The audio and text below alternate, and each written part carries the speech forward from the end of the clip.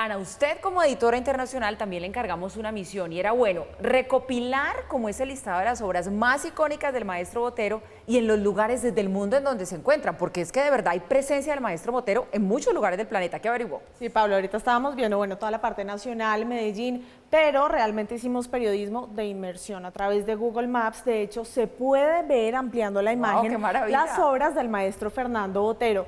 Encontramos desde Singapur, Nueva York, Argentina, en muchos sitios muy emblemáticos del planeta están estas imágenes y muy interesante además hacer este ejercicio a través de Google Maps, buscar las obras más icónicas del maestro Fernando Botero, considerado uno de los artistas más universales del mundo.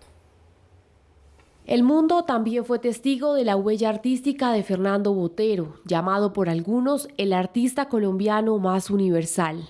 Mujeres, hombres, niños y animales en lienzos y esculturas, todos con su característica figura voluptuosa, se exhibieron en importantes museos y adornaron icónicas plazas de varias ciudades. En América Latina, parte de su legado artístico sigue vivo en Argentina, con su escultura El torso masculino desnudo ubicado en el Parque Tays de Buenos Aires, y en Chile con el caballo de Botero en pleno Parque Forestal de Santiago.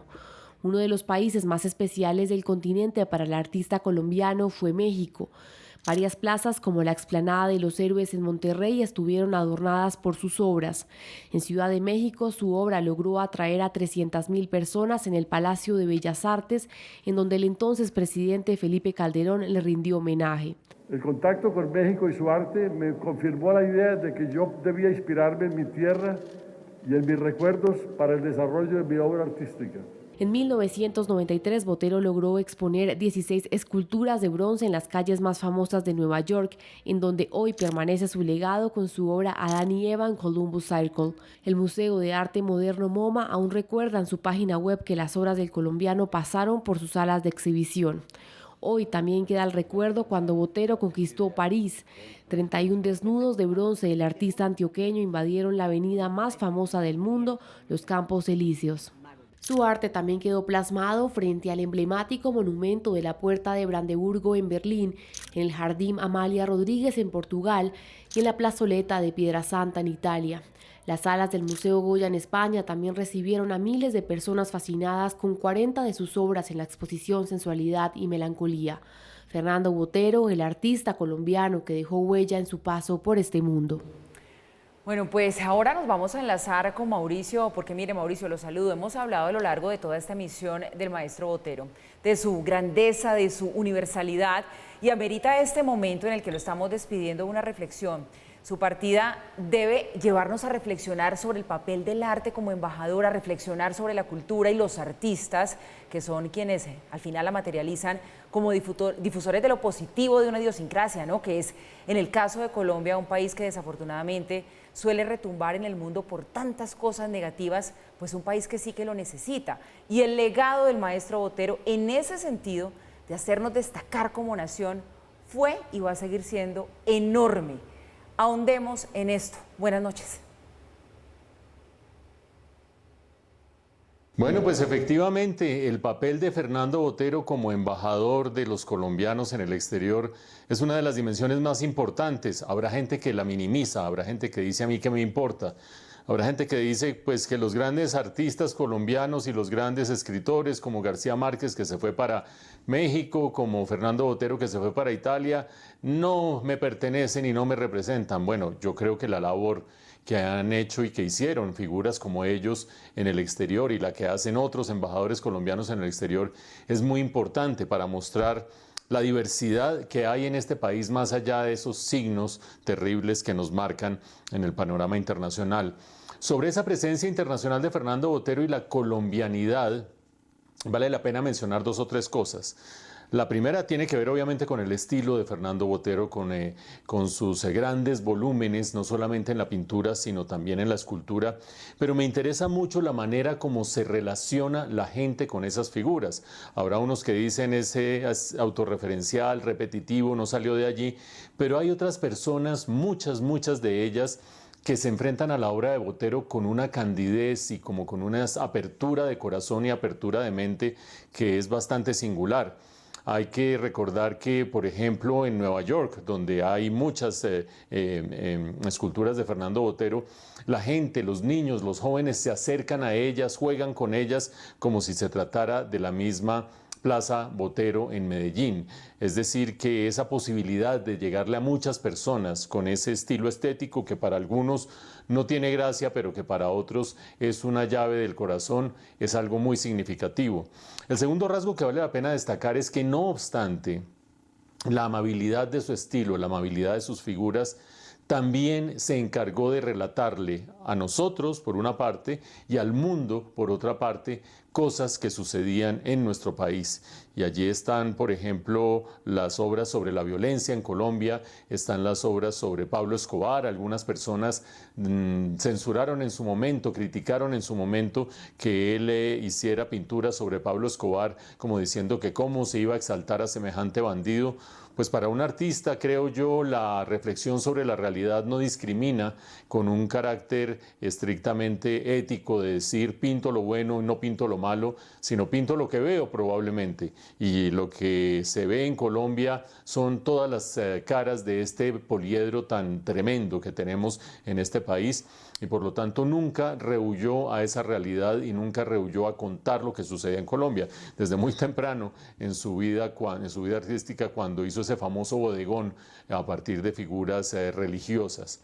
Y finalmente creo yo que hay un elemento autorreferencial sobre la vida colombiana, y tiene que ver con que, así como en el exterior se le da tanta importancia, es increíble que en Colombia la Paloma de la Paz haya sido desterrada de la Casa de Nariño en el cuatrienio anterior, con el gobierno anterior. Finalmente regresó con este gobierno.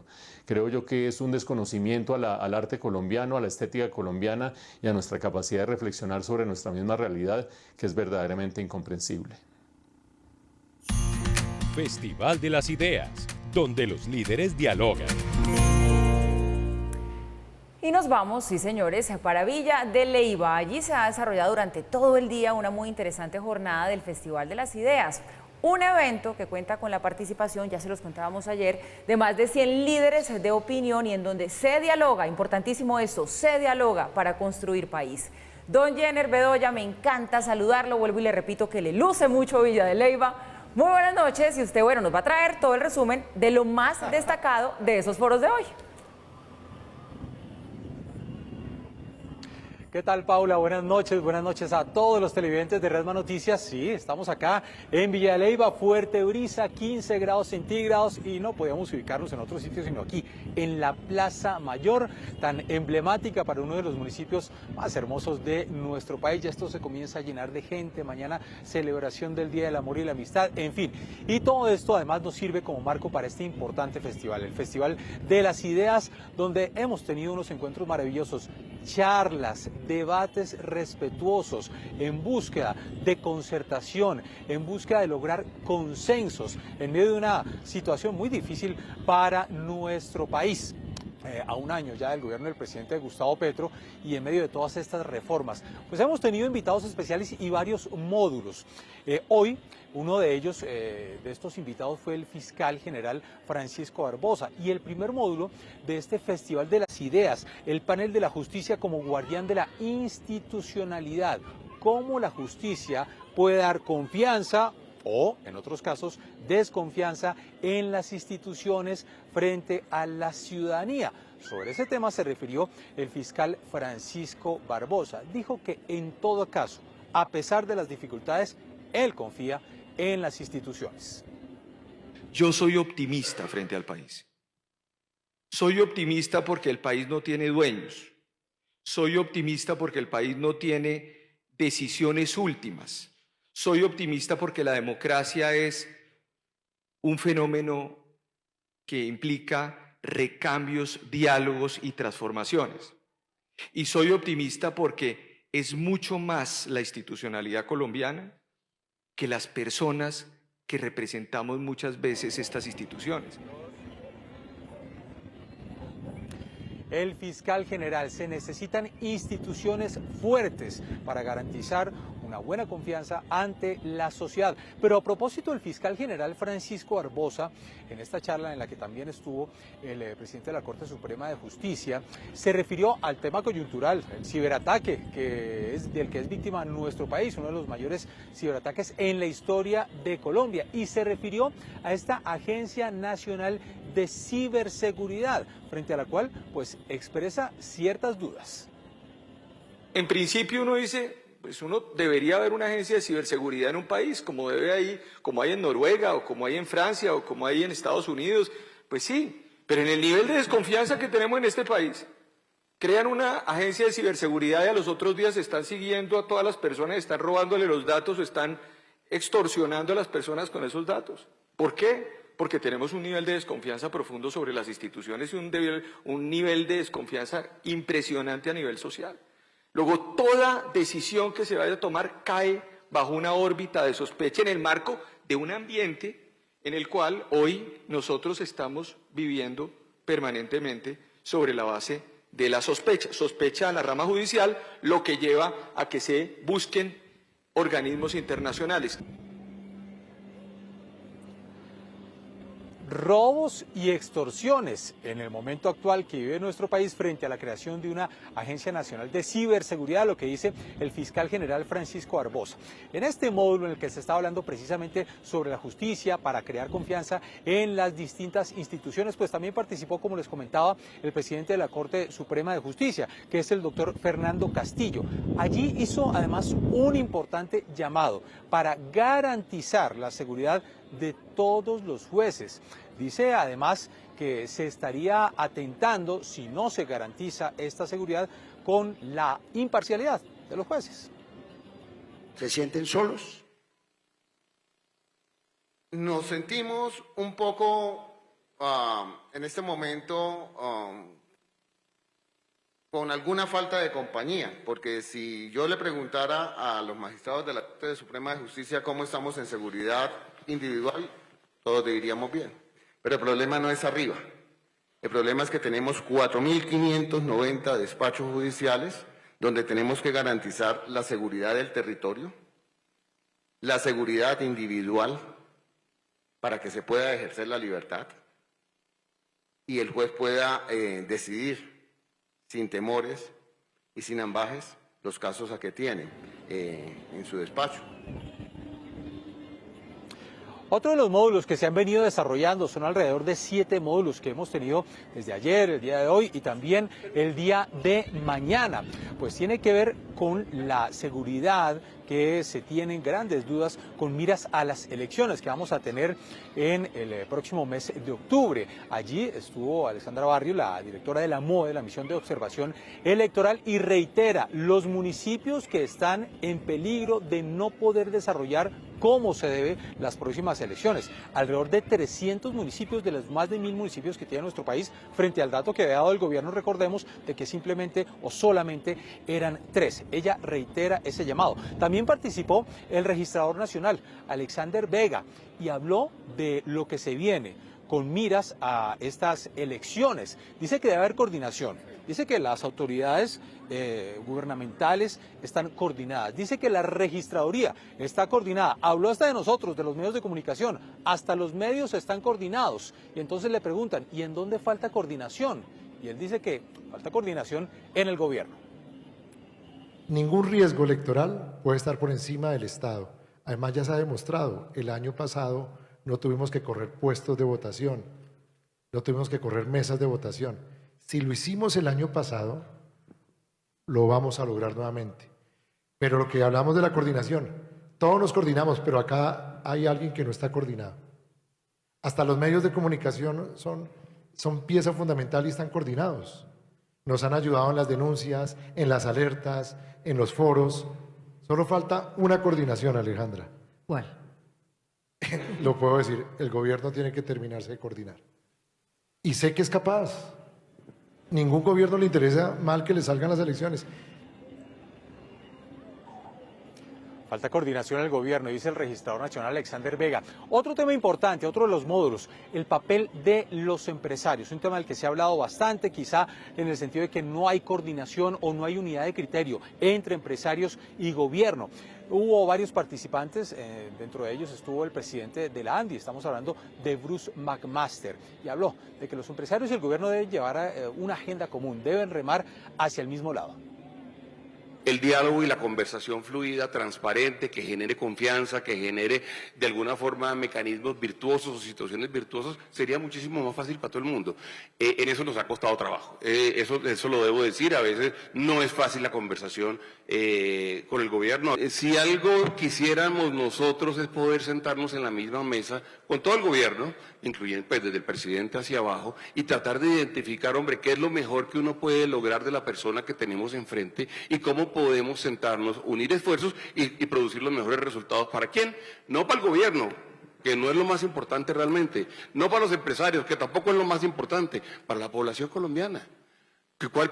¿Cómo hacemos para lograr esos resultados? Yo creo que es la responsabilidad que tenemos y para serte franco, yo creo que ahí es donde tenemos el gran reto. Otro de los participantes en este módulo que tenía que ver precisamente con el papel de los empresarios y cómo buscar una unión, cómo buscar un trabajo común con el gobierno fue el doctor Juan Carlos Restrepo. Él es el director de British American Tobacco. Allí habló de que efectivamente las empresas deben tener una ideología que permanece a pesar de que lleguen nuevos gobiernos. Es decir, los gobiernos pasan, pero las ideologías de las empresas quedan. Uno de los errores principales de nuestro país en este momento es ese, es haber mordido el anzuelo de la confrontación. Nosotros como empresarios no somos opositores del gobierno, no somos la parte contraria, somos parte de una sociedad que un gobierno nos está dirigiendo en un momento coyuntural de nuestra vida, pero no somos ni nos vamos a dejar graduar como la primera línea contra el gobierno. No somos oposición al gobierno ni nos oponemos a las políticas de gobierno. Nosotros estamos viviendo un momento de transformación como sociedad y en esa medida hasta lo acompañamos. Es decir, yo creo que ¿quién no reconoce que Colombia es uno de los países más desiguales del hemisferio? ¿Quién no reconoce que este país merecía un gobierno progresista desde hace 100 años? El trabajo común, el trabajo mancomunado para buscar un objetivo y es lograr sacar al país adelante sin diferencias entre el gobierno y los empresarios. En este módulo también estuvo participando la doctora María Claudia Lacutir, ella es la presidente de Aliadas. Ella habló precisamente de que siempre ha habido diferencias entre el gobierno y los empresarios, pero que hay que trabajar en común. Ella también es otra de las que insiste en que los gobiernos pasan, pero las empresas quedan. Porque al final lo que genera la riqueza, las empresas que son, la agrupación de personas que generan un objetivo común y ese objetivo común que genera beneficios para todos que están dentro de ese mismo entorno que se llama empresa. Y en ese sentido hay que buscar que efectivamente dentro de ese entorno se permita generar más allá de las utilidades, sino también el bienestar social. Y hay que decirlo francamente. ¿Hemos cometido errores? Por supuesto que sí, y no solamente desde el punto empresarial, sino también desde el punto de vista de Estado. ¿Cómo logramos unirnos a ese reto, como comenzaba en mi intervención, que es darle viabilidad al país? Pues ahí está, Paola, es lo que ha sucedido el día de hoy en este Festival de las Ideas que mañana va a continuar. Mañana hay dos temas importantísimos, el acuerdo nacional que se busca por parte del gobierno versus las reformas sociales. Va a estar aquí el ministro del Interior, Luis Fernando Velasco, y otro tema importantísimo que muchos sectores han criticado hacia el gobierno, tecnocracia versus ideología. ¿A quiénes se está nombrando en distintos cargos, en distintos ministerios? A personas que realmente saben de estos temas o que quizá tienen más marcada la ideología y quizá están más por los lados del activismo. Los dos temas que vamos a tener mañana, por supuesto, les vamos a contar sobre estos módulos y este Festival de las Ideas que se sigue desarrollando en Villa de Leyva mañana en nuestra misión del fin de semana. Paola, me despido, fuerte brisa y aquí mucho frío, pero creo que en Bogotá está igual.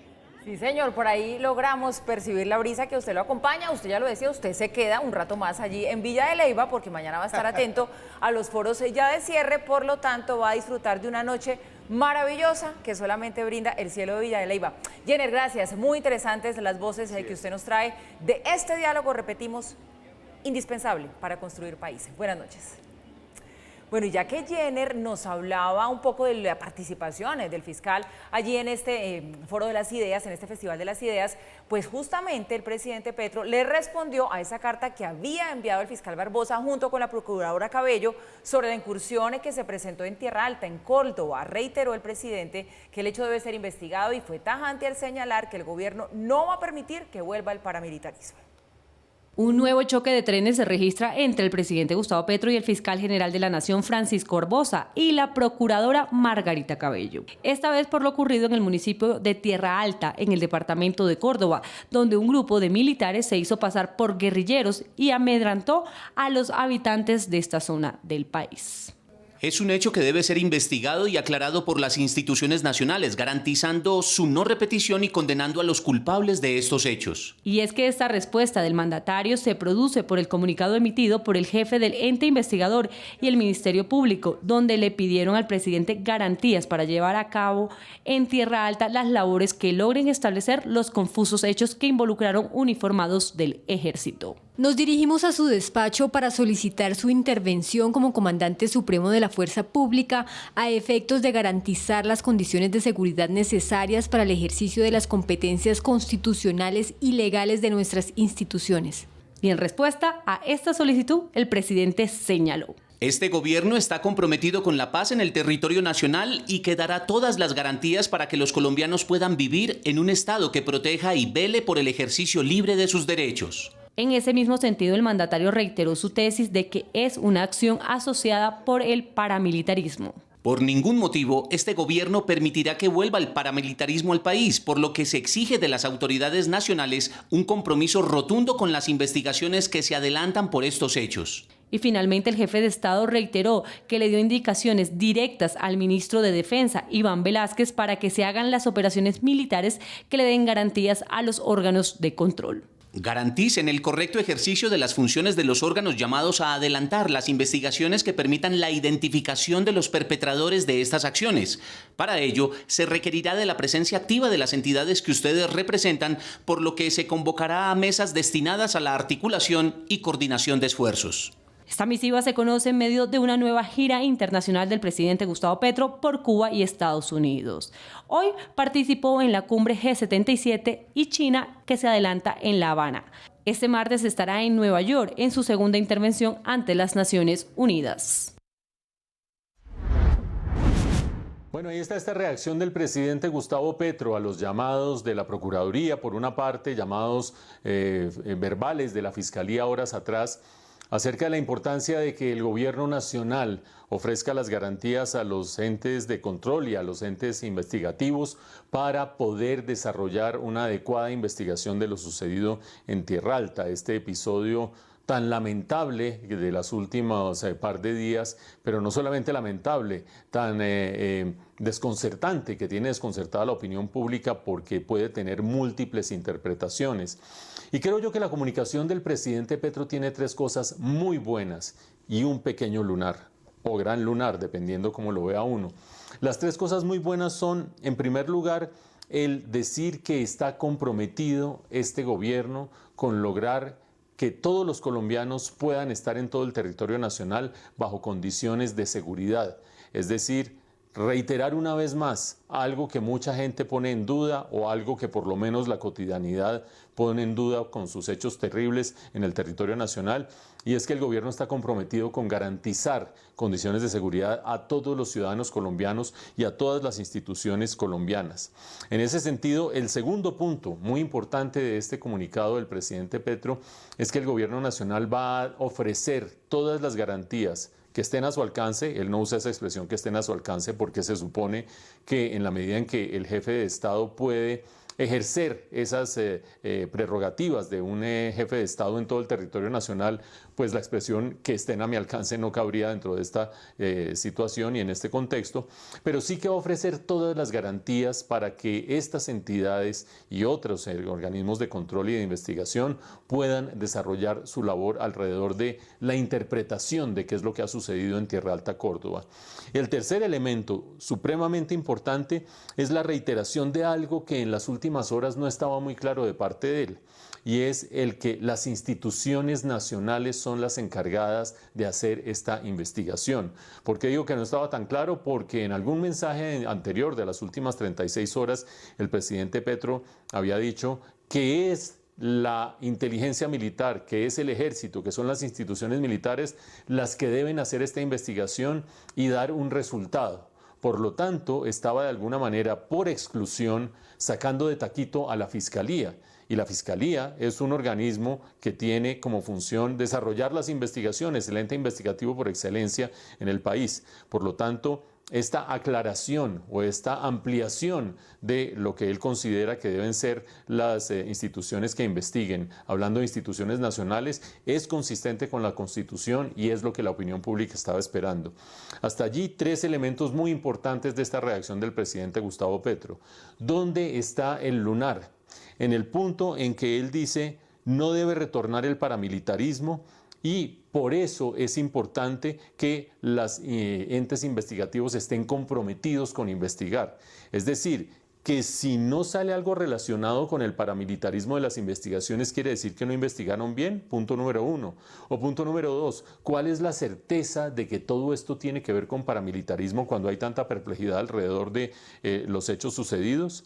Creo yo que a la vez, con esas tres cosas tan importantes de la comunicación del presidente Petro, esta tendencia a prejuzgar qué fue lo que sucedió en Tierra Alta le quita un poco de jerarquía al mensaje, un poco de poder a ese mensaje y vuelve y pone una lente sobre la cual o con la cual deberían ver la Fiscalía y la Procuraduría los hechos según él, según el presidente Gustavo Petro, y es asociarlos con el paramilitarismo. Y eso es incurrir nuevamente en un prejuzgamiento de lo que sucedió en Tierra Alta. Bueno, el otro tema del que hoy tenemos que hablar, Ana, es internacional, pero no es un tema menor porque se podría decir que está naciendo o consolidándose un fenómeno político. Estamos hablando del candidato a la presidencia en Argentina, Javier Milei. ¿Por qué lo decimos? Tuvo una entrevista en las últimas horas con Tucker Carlson, que es un periodista muy famoso en el mundo. Él es estadounidense, ¿verdad? Sí. Bueno, él había hecho una entrevista con Donald Trump, ¿se acuerda? Y esa entrevista tuvo unas visualizaciones impresionantes, más de 200 millones de vistas. Resulta que esta entrevista con el señor Milei, pues ha roto todos los récords. La vio más gente que la entrevista de Donald Trump. La de Trump tuvo 200 y pico millones de reproducciones. Esta que tuvo con el candidato argentino, con Javier Milei, tuvo 300 millones de reproducciones. Imagínese eso. En solamente 16 horas. No solamente es un fenómeno porque batió todos los récords, sino por lo que dijo. Fueron unas declaraciones explosivas que pues efectivamente ha sido todo un éxito en X a través de Twitter por estas cifras que ya le estábamos diciendo y también por lo que dijo. Una vez más arremetió contra el Papa Francisco. Habló también de la Argentina de hace 100 años, lo que ha cambiado y lo que asegura puede cambiar. Esta entrevista de 30 minutos inicia con el candidato Javier Milei haciendo un panorama de lo que era Argentina hace 100 años y en lo que se ha convertido entre la inflación, la corrupción y los gobiernos antecesores de izquierda. Argentina empezó a abrazar las ideas socialistas hace más de 100 años. Y siempre es buena la analogía o la metáfora del sapo en el agua. Y entonces uno empieza a calentar el agua y el sapo no se da cuenta. Pero llega un momento que cuando se quiere dar cuenta es muy tarde y termina muerto. Así explica lo que considera uno de los pilares del socialismo. Una frase que luce muy atractiva, pero que es terrorífica en términos de funcionamiento del sistema económico, que es la idea que donde hay una necesidad nace un derecho. Y cómo, a su parecer, funciona la justicia social. Y ellos prefieren la garra del Estado y básicamente lo esconden detrás de la idea de la justicia social, donde la justicia social es profundamente injusta porque implica un trato desigual frente a la ley precedido por un robo. Javier Milei una vez más arremetió contra el Papa Francisco. El Papa juega políticamente. Es decir, es un Papa donde tiene fuerte injerencia política. Ha demostrado además una gran afinidad con dictadores como Castro o como con Maduro. Es decir, está del lado de dictaduras sangrientas. Y su vínculo con líderes socialistas. Tiene afinidad por los comunistas asesinos. De hecho, no los condena. Es decir, es bastante condescendiente con ellos. Y es también condescendiente con la dictadura venezolana. Es decir, él es condescendiente con todos los de izquierdas, aun cuando sean verdaderos criminales. Lo cual eso es un problema. En sus palabras explicó lo que para él es la justicia social. Robarle el fruto de su trabajo a una persona y dárselo a otra. Entonces implica dos cosas. Una es un robo. Y el problema es que el robo está en contra de lo que señalan los 10 mandamientos.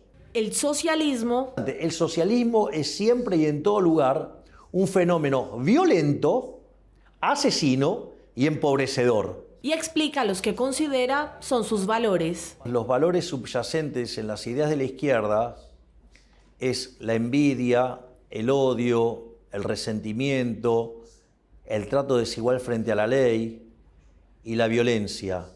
Milei ganó las elecciones primarias PASO 2023 y es el principal contrincante del oficialismo en las elecciones generales de octubre. No solo no voy a hacer negocios con China, no voy a hacer negocios con ningún comunista. Es decir, a ver, yo soy un defensor de la libertad, de la paz y de la democracia. Los comunistas no entran ahí. Los chinos no entran ahí. Putin no entra ahí. Digamos, Lula no entra ahí. Una entrevista explosiva que en menos de 16 horas logró más de 300 millones de visualizaciones, convirtiéndose en una de las más vistas a través de X, superando la que fue hecha a Donald Trump, que tuvo 265 millones de vistas. Bueno, vean ustedes cómo esta entrevista de Tucker Carlson a Javier Milei lo lanzó a un mundo que apenas lo conocía quizás de nombre, y es una entrevista que va a rotar mucho en las redes sociales en los próximos días y a medida que se acerquen las elecciones presidenciales, y probablemente no sea la única entrevista internacional que va a dar. Y se mueve internacionalmente como una gran sensación, como una gran figura política, con mucha curiosidad. Desde ese comienzo de la entrevista, donde le preguntan dónde radica su éxito y de manera muy cándida, ingenua, él dice, pues radica inicialmente en que yo combino la figura de un rockstar, de hecho toca en una banda de rock, y la figura del fútbol. Y pues imagínense ustedes si a algún argentino esa combinación no le resulta fantástica y para el mundo muy, muy exótica. Pero evidentemente no solamente es eso. Creo yo que Javier Milei, y así lo refleja en esta entrevista, está encarnando dos cosas muy importantes en el momento actual de Argentina. La primera de ellas es esa rabia, esa indignación, esa molestia que tiene la gente con la clase política tradicional. Ese eslogan de que se vayan todos es un eslogan que encarna claramente a Javier Milei, no como esos que se tienen que ir, sino como esa persona que se está quejando. Javier Milei de alguna manera encarna la insatisfacción de todos los argentinos o de la mayoría de los argentinos con el curso que ha tenido en las últimas décadas ese maravilloso país, esa economía otrora tan fuerte en el escenario internacional.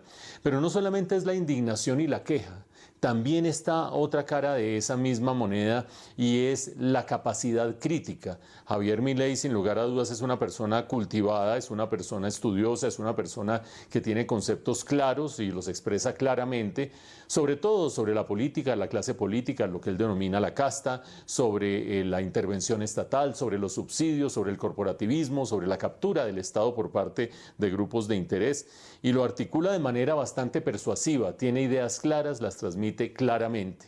Ahora, entre su capacidad analítica y crítica y esa indignación, esa rabia que él encarna, ¿son suficientes para llegar a ser un buen mandatario?